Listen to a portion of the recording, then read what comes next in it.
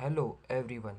I, Samish Phale, lecturer in Mechanical Department, NIT Polytechnic Nagpur, and welcome you all in the course that is Thermal Engineering, having code 22337 for third semester Diploma in Mechanical Engineering student. In this course, we had started with our first chapter, that is Fundamentals of Thermodynamics. So, before starting with today's lecture, we will firstly discuss what we have studied in the last lecture. In the last lecture, we have studied what is properties. After that, we have studied the different types of properties like intensive property, extensive property with their examples. After that, we have studied what is state, process, and cycle. After that, we have studied the concept of point function and path function. After that, we have studied what is energy and what are the different types of energy such as stored energy and transient energy. In stored energy, we have studied with different types of stored energies like kinetic energy, potential energy, internal energy, and enthalpy.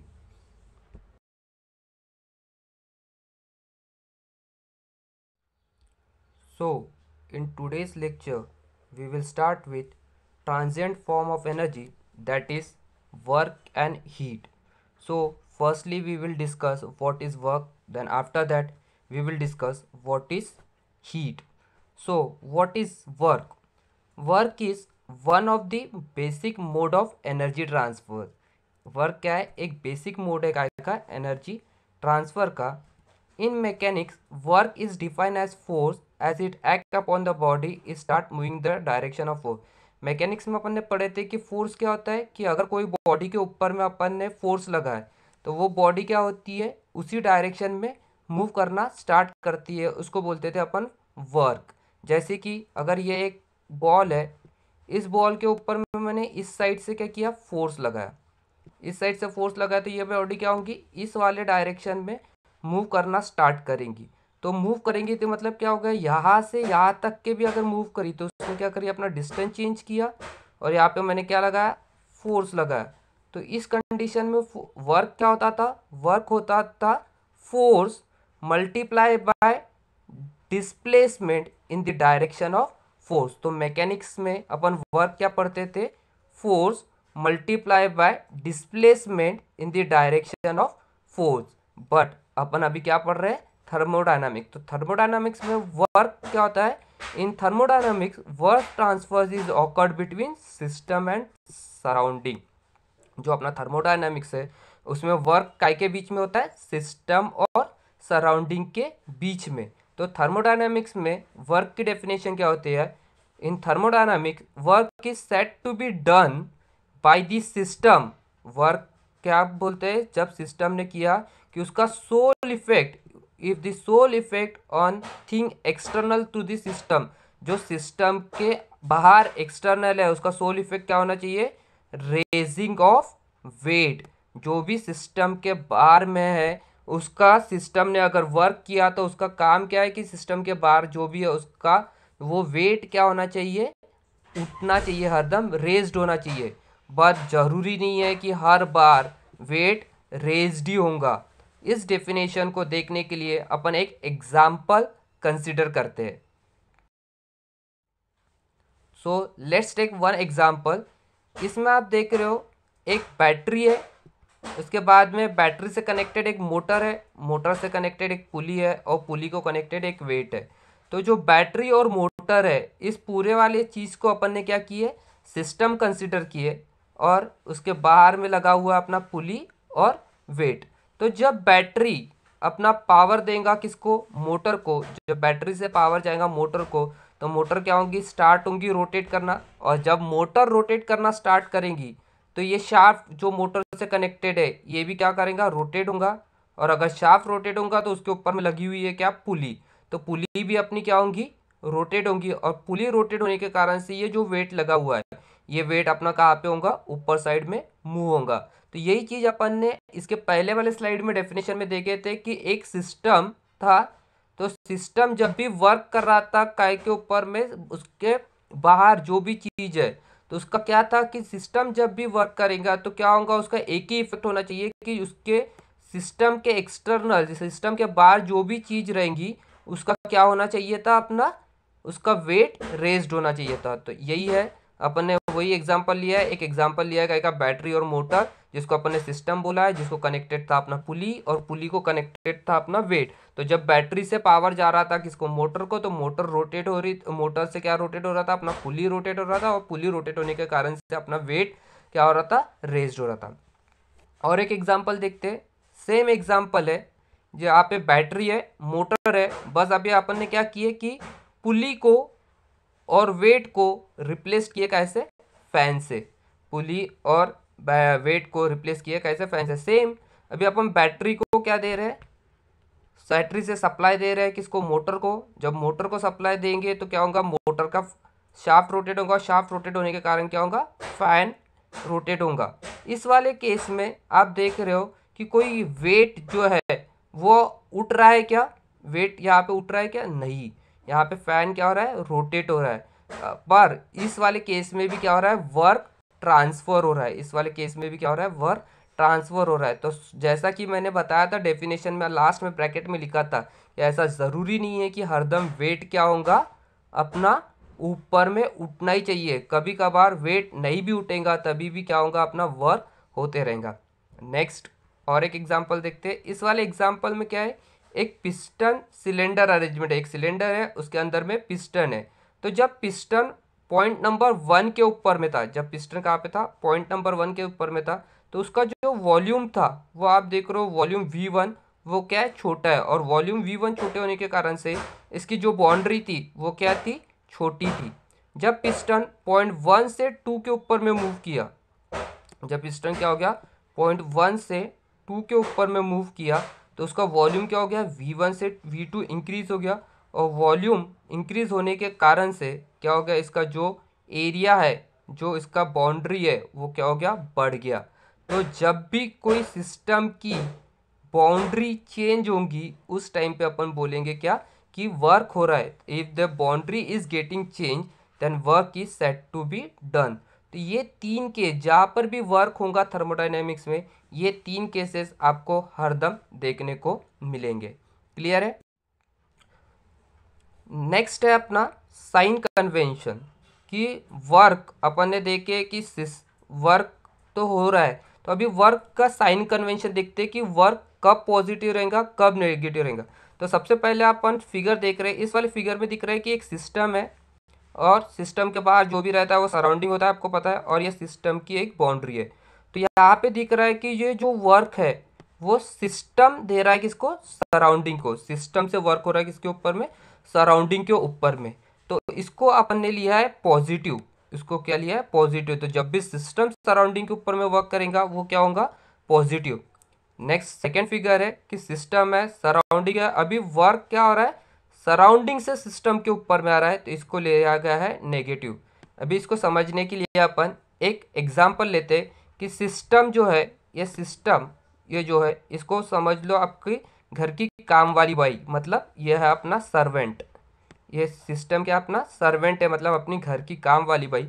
Surrounding जो है ये अपन है, मतलब अपन, मतलब आप लोग, मतलब मालिक। और वर्क बोले तो है काम। तो जब घर की काम वाली बाई अपने मालिक के लिए काम करेंगी, जब अपनी घर की काम वाली बाई मतलब सर्वेंट काम करेगा किसके लिए, मालिक के लिए, ओनर के लिए, तो तब मालिक क्या होगा, खुश हो जाएगा। तो मालिक जब खुश होगा तो उसका जो एटीट्यूड रहेगा वो कैसा रहेगा, पॉजिटिव, इसलिए इसको अपन लेते हैं पॉजिटिव। सेम अभी अपन इसमें देखते हैं सिस्टम में, वही सिस्टम अपन ने लिया है क्या, सर्वेंट को लिया है, सराउंडिंग है अपन, और उसके बाद में एक वर्क है। तो इसमें क्या हो रहा है कि सराउंडिंग काम कर रहा है सिस्टम के लिए, मतलब मालिक काम कर रहा है किसके लिए, अपने नौकर के लिए। मालिक काम कर रहा है किसके लिए, नौकर के लिए। तो जिस भी दिन मालिक को काम करना पड़ेगा अपने नौकर के लिए, तो मालिक खुश होगा क्या? नहीं होगा, तो इसलिए इसको अपन लेते हैं नेगेटिव। तो इस तरीके से आप याद रख सकते हो।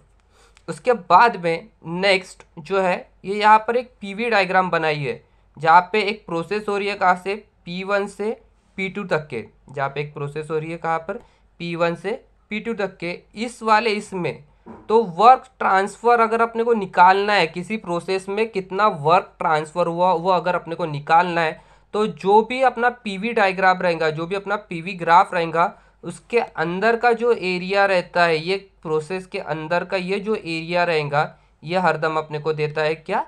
एरिया अपने को हरदम देता है किसका? वर्ग देखता है। तब पर जब अपन इसको ये वाले प्रोसेस को, ये 1 पॉइंट को मैंने यहाँ पर ला लिया, किस वाले साइड में? वॉल्यूम वाले साइड में, इसको भी यहाँ पे रहेगा।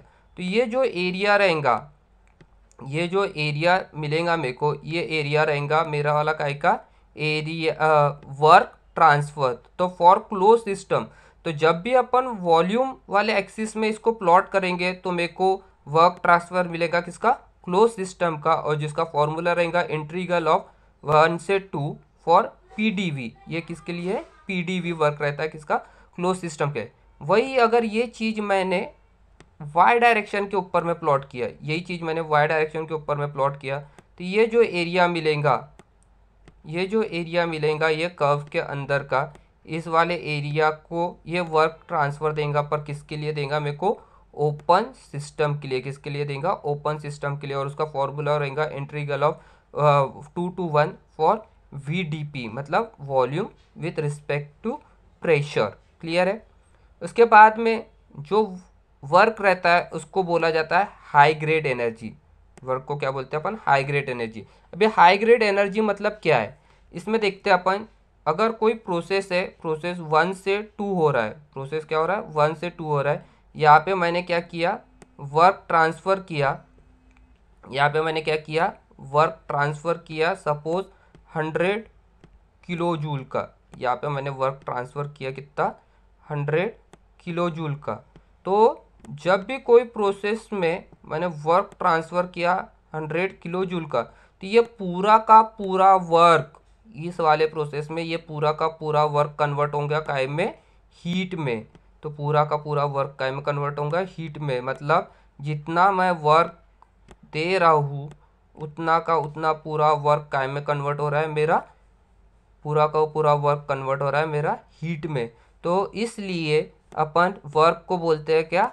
High grade energy. मतलब हाई ग्रेड एनर्जी बोले तो जितना वर्क देंगे वो पूरा का पूरा वर्क कन्वर्ट होगा काय में? अपना हीट में। इसलिए वर्क को हरदम बोला जाता है हाई ग्रेड एनर्जी। और वर्क को डिनोट करते हैं कैसे? W से, और इसकी यूनिट रहती है क्या? जूल। इसकी यूनिट क्या रहती है अपनी? Joule. Now we will discuss the second form of transient energy, that is heat. For understanding heat, let's see some examples. In this example, we are seeing that there is one stove in which there is heat is there, and there is one boy which touch that stove and it feels hot. इसमें क्या है? एक लड़का है और एक stove है। जब वो लड़के ने वो स्टोव को हाथ लगाया तो वो लड़के को क्या लगा? कि गरम लगा।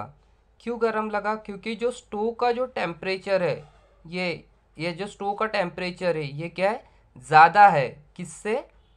ये लड़के के बॉडी के टेम्परेचर से ज़्यादा है, इसलिए उसको क्या फील हुआ? हीट फील हुआ। और एक एग्जांपल देखते हैं अपन। यहाँ पे एक लड़का है, यहाँ पे उसके हाथ में क्या है? एक आइस का क्यूब है, आइस बर्फ़ है। और तो वो लड़के को क्या लग रहा है? ठंड लग रहा है। क्यों ठंड लग रहा है?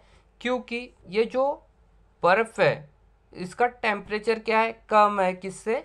अपने लड़के के बॉडी के टेम्परेचर से उसका टेम्परेचर क्या है? कम है। जैसे कि आपने देखे होंगे कि जो समर सीज़न है तब अपने को गर्मी होती है और विंटर सीज़न में अपने को ठंडी लगती है। इसका कारण क्या है? इसका कारण यह है कि जब अपन समर सीज़न में क्या होता है कि जो एटमॉस्फेयर का टेम्परेचर होता है वो ज़्यादा होता है। किससे? अपने बॉडी टेम्परेचर से। अपने बॉडी का जो टेम्परेचर रहता है उससे ज़्यादा टेम्परेचर क्या का रहता है? अपना एटमॉस्फेयर का। तो इसलिए एटमॉस्फेयर से हीट अपने बॉडी के अंदर में क्या होती है, एंटर होती है। उसी तरीके से जब अपना विंटर सीजन रहता है तब क्या होता है कि जो एटमॉस्फेयर का टेम्परेचर क्या रहता है, कम रहता है, और अपने बॉडी का टेम्परेचर क्या होता है, ज़्यादा रहता है। तो हीट फ्लो होती है कहाँ से, अपने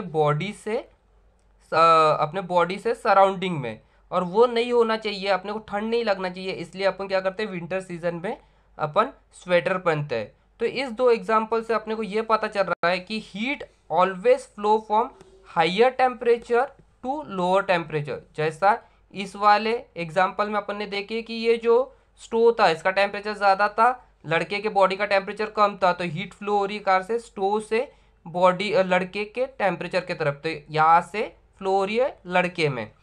जैसा सेकंड वाले इसमें अपन ने देखे कि जो बर्फ़ का टेम्परेचर है वो क्या है, कम है, और अपना जो इसका जो टेम्परेचर है लड़के के बॉडी का वो ज़्यादा है, तो हीट फ्लो हो रही है कहाँ से, लड़के के बॉडी से अपनी फ्लो हो रही है कहाँ पर, अपने ये स्नो के तरफ। तो ये एक चीज़ देखिए। दूसरी चीज़ अपने को पता चल रहा है कि heat flows due to temperature difference. तो जहाँ पे भी टेम्परेचर डिफरेंस आ रहा है, जैसे यहाँ इसका टेम्परेचर ज़्यादा था, इसका टेम्परेचर कम था, इसलिए हीट फ्लो हो रही थी, ये लड़के का टेम्परेचर ज़्यादा है, ये स्नो का टेम्परेचर कम है, इसलिए हीट फ्लो हो रही। तो हीट कब फ्लो होंगी, जब भी टेम्परेचर डिफरेंस आएगा कोई दो ऑब्जेक्ट के बीच में, तब अपनी हीट क्या होंगी, फ्लो होंगी। और हीट फ्लो होंगी कहाँ से, हाइयर से लोअर की तरफ। तो हीट की डेफिनेशन क्या होंगी, heat is defined as flow of thermal energy. Heat की डेफिनेशन क्या होंगी, define as flow of thermal energy due to temperature difference. Temperature difference के कारण से जो थर्मल एनर्जी फ्लो होगी उस वाली चीज़ को बोलते हैं अपन क्या, हीट। तो नेक्स्ट है अपना modes of heat transfer. Modes of heat transfer मतलब हीट किस किस तरीके से ट्रांसफर हो सकती है। तो जो हीट ट्रांसफर होने के तरीके हैं वो है तीन। There are three modes of heat transfer. तो अपन देखते हैं वन बाय वन किस तरीके से हीट ट्रांसफर होती है। जैसे इस वाले फोटो में आप देख रहे हो कि एक पैन है जो कि जिसके अंदर में पानी है जो गर्म है। तो गर्म होने के कारण से, ये पानी गर्म होने के कारण से ये पैन भी क्या आ गया, गर्म आ गया, और पैन गर्म आने के कारण से उसका हैंडल भी क्या हो गया, गर्म हो गया। और जब अपन ने हैंडल को हाथ लगाए तो क्या हो रहा, अपने को हीट फील हुई। तो हीट फील हुई तो जिस वाले इसमें डायरेक्ट कांटेक्ट के कारण, अपन ये बॉडी के डायरेक्ट कांटेक्ट में, ये पैन के अपना हाथ डायरेक्ट कांटेक्ट में आया, तो अपने को क्या हो रही, हीट फील हो रही है। मतलब ये पैन की हीट अपने को कहाँ पर ट्रांसफर हो रही है, अपने बॉडी में। तो जिस वाले इसमें डायरेक्ट कांटेक्ट के कारण से हीट ट्रांसफर होगी उस वाले इसको बोला जाता है, उस मोड को बोला जाता है कंडक्शन। तो energy is transfer by direct contact. जिस भी इसमें डायरेक्ट कांटेक्ट के कारण से हीट ट्रांसफर होती है उसको बोलते हैं अपन कौन सा mode, conduction mode. Next second देख रहे हैं अपन, इसमें एक गैस है, गैस के ऊपर में एक बर्तन रखा हुआ है जिसमें पानी रखा हुआ है। तो अभी क्या है, जब अपन ने हीट देना स्टार्ट किए तो पानी की जो नीचे वाली लेयर रहेंगी वो डिफरेंट डिफरेंट मॉलिक्यूल्स से होंगी। तो सबसे पहले हीट किसको मिलेंगी, इन वाले मॉलिक्यूल्स को मिलेगी जो नीचे वाले साइड में रहेंगी।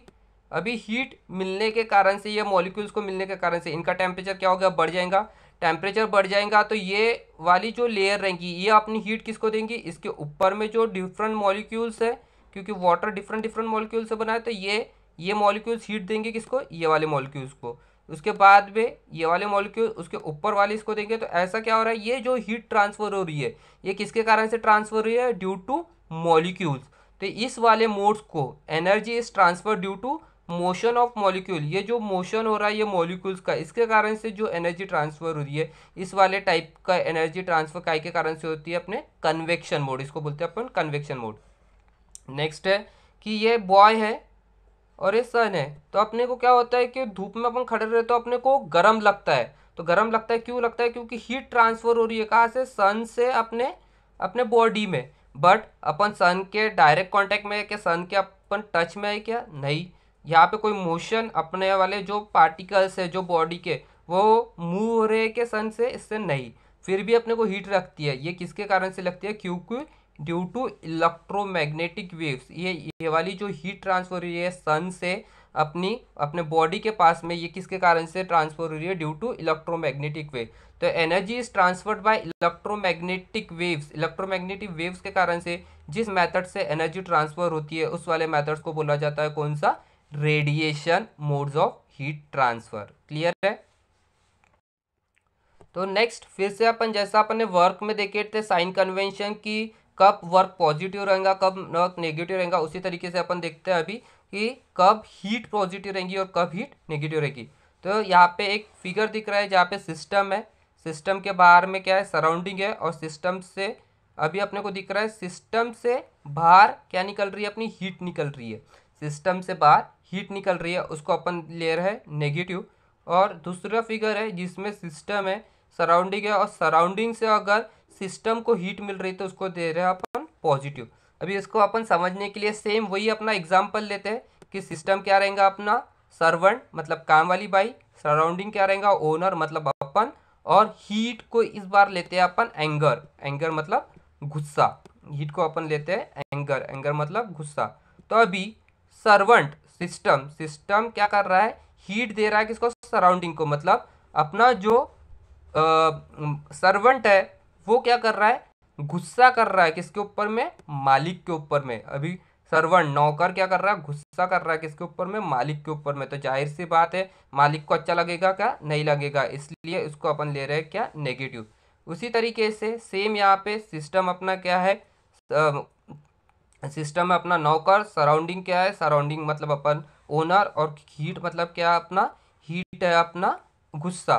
तो जब मालिक मतलब सराउंडिंग हीट दे रहा है किसको, सिस्टम को, मतलब जब मालिक गुस्सा हो रहा है किसके ऊपर में, नौकर के ऊपर में, तो मालिक को कुछ लगेगा क्या, बुरा लगेगा क्या, नहीं लगेगा, इसलिए उस कंडीशन में अपन लेंगे क्या, पॉजिटिव। तो इस तरीके से आप साइन कन्वेंशन याद रख सकते हो किसका, हीट का। क्लियर है। तो जैसा अपन ने देखा था कि पीवी जो डायग्राम था, प्रेशर वॉल्यूम जो डायग्राम था, वो उसके अंदर का कर्व के अंदर का एरिया अपने को दे रहा था क्या, वर्क ट्रांसफर। उसी तरीके से टीएस डायग्राम, उसी तरीके से टीएस डायग्राम मतलब टेम्परेचर एंट्रोपी डायग्राम के अंदर में जो कर्व बनेगा वो देता है अपने को क्या, हीट ट्रांसफर। तो जैसा अपन ने ये कर्व है, इसको मैं अगर नीचे वाले स्लाइड में एक्स डायरेक्शन में एंट्रोपी वाले इसमें प्लॉट करता हूँ, तो ये जो एरिया देगा, ये जो एरिया देगा, ये एरिया मिलेगा मेरे को काय का, ये एरिया मिलेगा मेरे को, how much heat transfer during this process. जब 1 से 2 तक के गया तो इस वाले प्रोसेस में कितनी हीट ट्रांसफर करी, ये मेरे को मिलेगा कहाँ से, टेम्परेचर एंट्रोपी डायग्राम के कर्व के अंदर वाले एरिया से।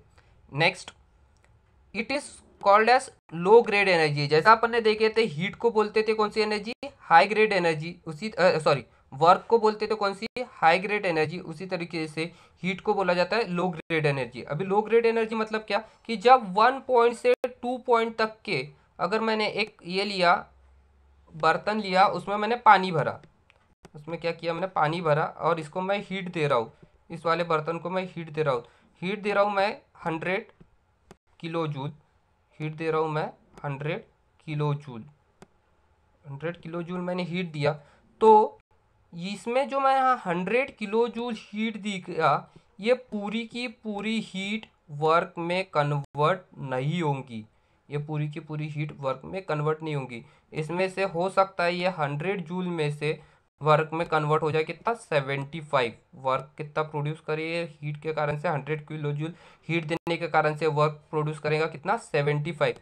तो बची वाली हीट गई कहाँ, बची वाली हीट क्या करेंगी, ये जो सिस्टम है, ये सिस्टम की इंटरनल एनर्जी को बढ़ाने के काम आएंगी। ये क्या करेंगी, ये सिस्टम की इंटरनल एनर्जी को चेंज करेंगी।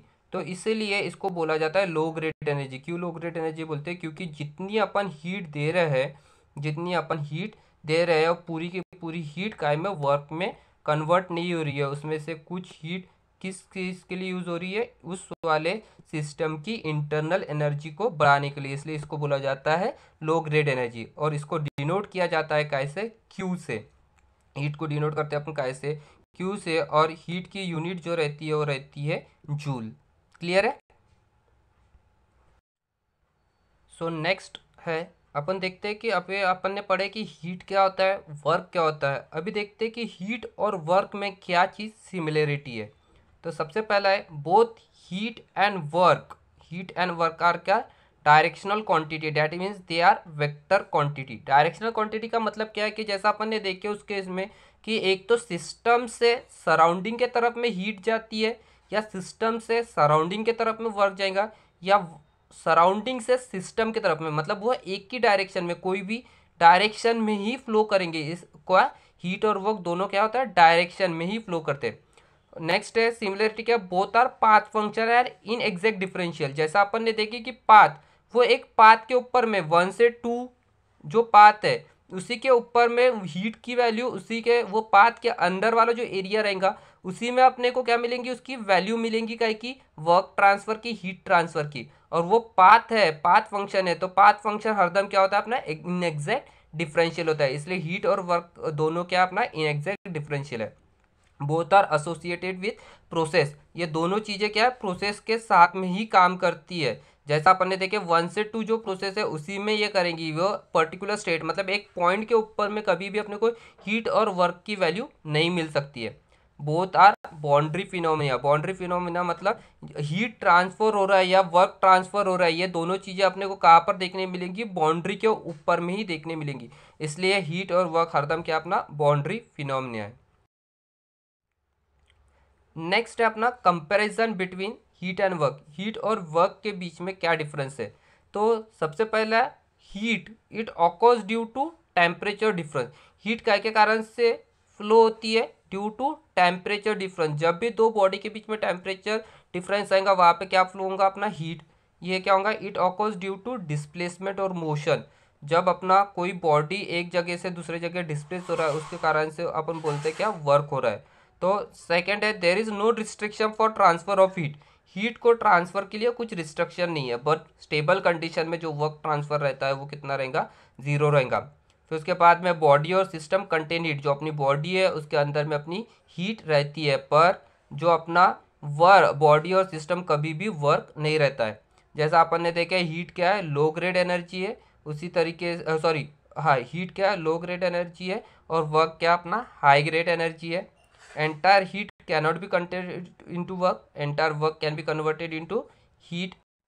उसके बाद में हीट अपना क्या हो रहा है, हीट जब रिसीव किया सिस्टम ने तब अपन उसको पॉजिटिव लेते हैं, पर वर्क अगर सिस्टम ने रिसीव किया तो उसको क्या रहते हैं अपन, नेगेटिव। जब हीट रिजेक्ट किया कोई सिस्टम ने तो उसको अपन लेते हैं नेगेटिव। जब वर्क कोई सिस्टम ने प्रोड्यूस करके दिया तो तब अपन उसको लेते हैं पॉजिटिव। उसी तरीके से एग्जाम्पल क्या है हीट के, anything related to conduction, convection and radiation. Conduction, convection और रेडिएशन से रिलेटेड जो भी चीज़ रहेंगी वो क्या के एग्जाम्पल हो जाएंगे अपने हीट के।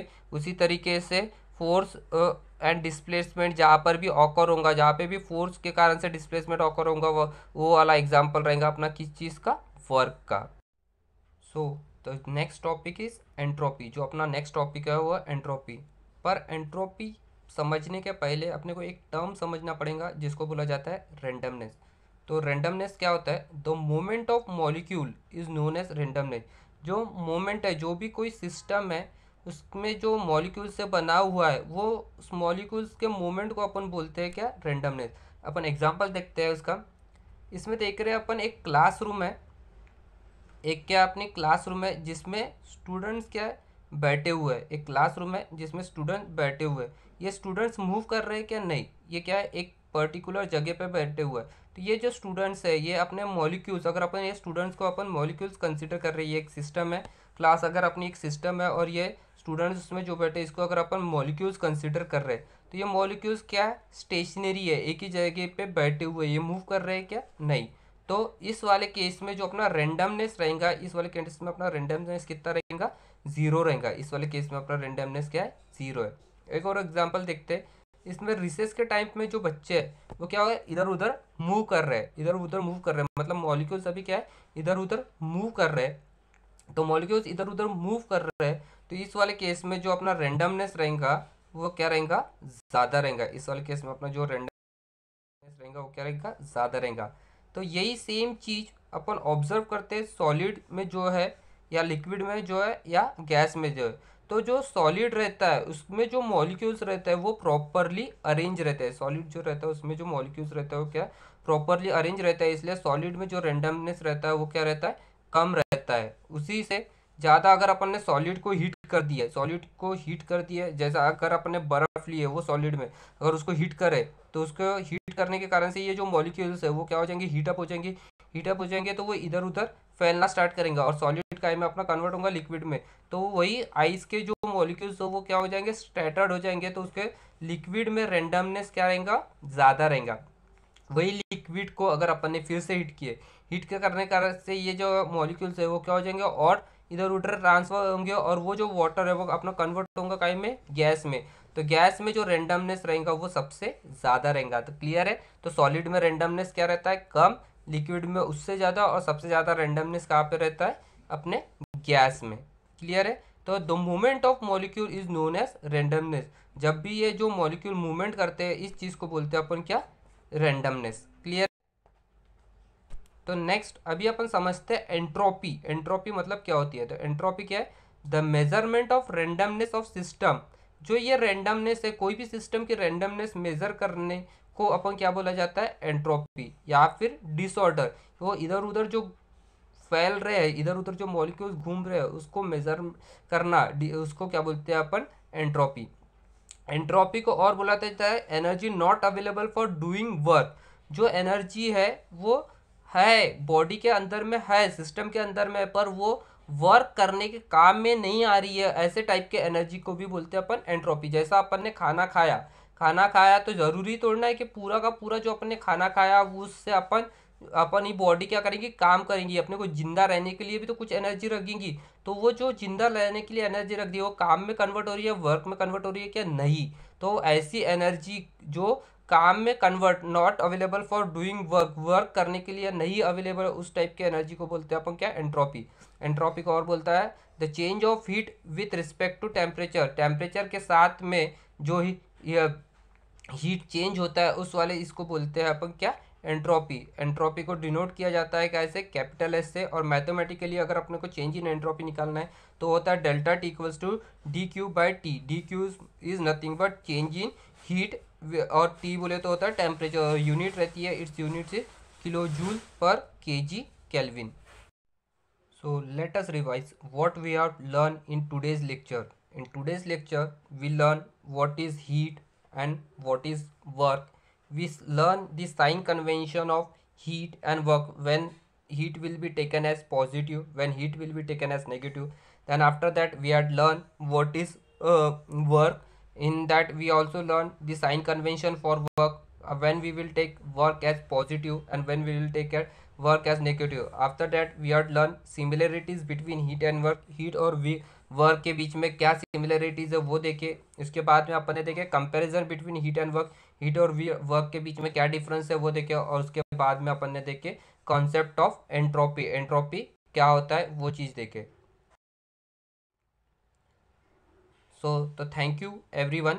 If you are having any kind of problem, then you can contact me on my mail ID or on my contact number. So thank you.